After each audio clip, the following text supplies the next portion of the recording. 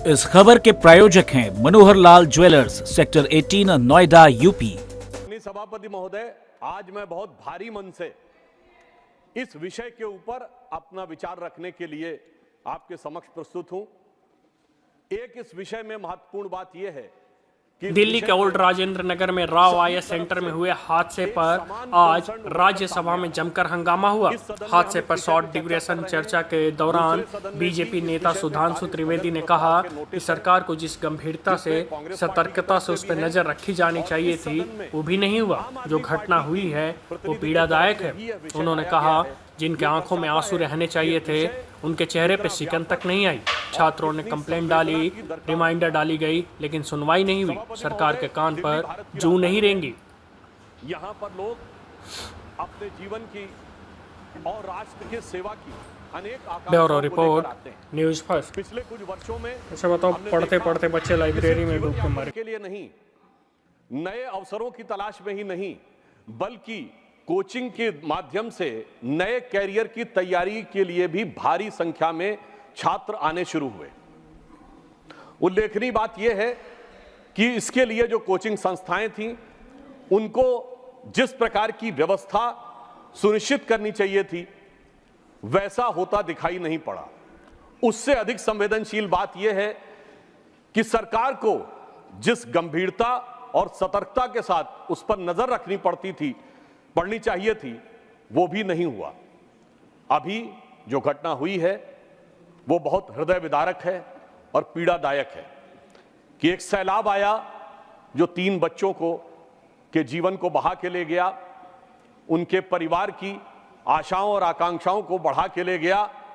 मगर अफसोस की बात है कि जिनके ऊपर इसकी जिम्मेदारी होनी चाहिए थी, उनकी आंखों में एक आंसू तो छोड़िए, उनके माथे पर शिकन भी नजर नहीं आई। बजाय इसके कि वो नाना प्रकार से चीजों में, इस चीज में अपना बचाव और मैं कहूं कि कुछ हद तक निर्लज्जता के साथ राजनीति करते हुए नजर आए। निर्लज्जता will not go on record. Okay, मैं आपकी बात पे शब्द वापस लेता हूं। मैं कहूंगा पूरी तरीके से लापरवाही के साथ और अनुचित भावना के साथ अपना विचार या यूं कहूं भ्रम फैलाते हुए नजर आए। अब यहां पर यह बात मैं इसलिए कह रहा हूं कि अगर यह घटना अचानक हो गई होती तो हम ये मान सकते थे कि सरकार अनायास इन चीजों को समझ नहीं पाई।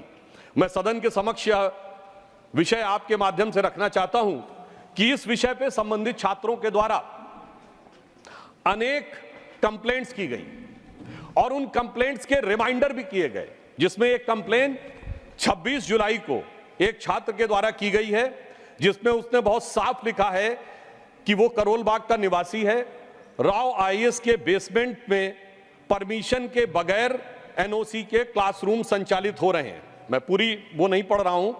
अंत में वो कहता है कि श्रीमान जी से विनम्र अनुरोध है कि इस प्रकार के बड़े बड़े यूपीएससी के कोचिंग संस्थान जो विद्यार्थियों का जीवन दांव पर लगाकर अवैध जगहों पर कक्षाओं को संचालित कर रहे हैं, इन पर कड़ी कार्रवाई की जाए।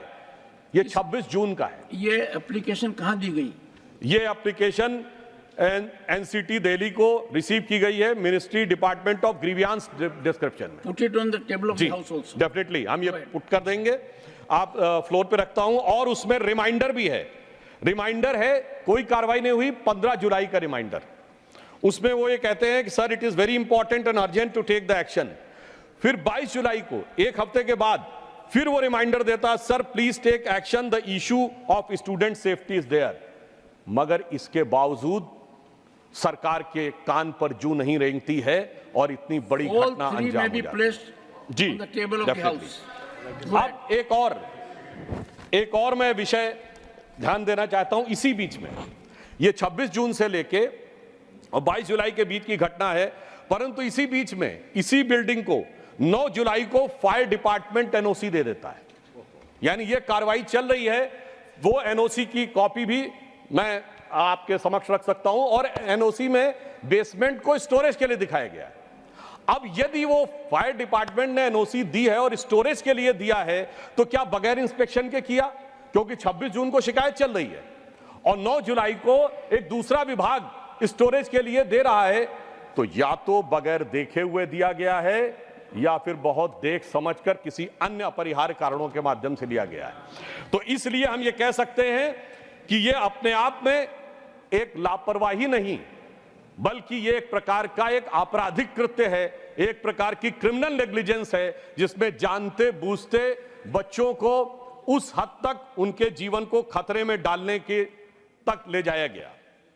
और मुझे अधिक वेदना इसलिए होती है सभापति महोदय कि दिल्ली में मात्र कुछ दिन पहले पीने के पानी की किल्लत थी और उससे लोगों की जान जहमत में थी। आज सीवर के पानी से जान हलकान है।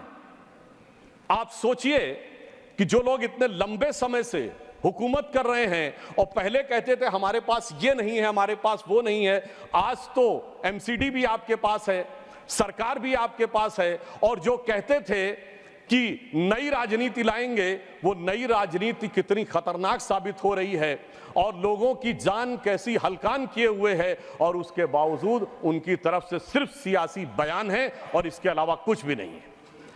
मैं ये भी कहना चाहता हूं महोदय, अभी हम लोग जुलाई के महीने में 6 महीने बाद जाड़े का दौर शुरू होगा, सांस लेने की भी तकलीफ होगी। यानी पानी का विषय हो, जमुना की सफाई का विषय हो, या सांस हवा की सफाई का विषय हो, सारी बातों पे सिर्फ बातें होती रही हैं और समय के अनुसार ये अपना स्टैंड समय समय पर चेंज करते रहे।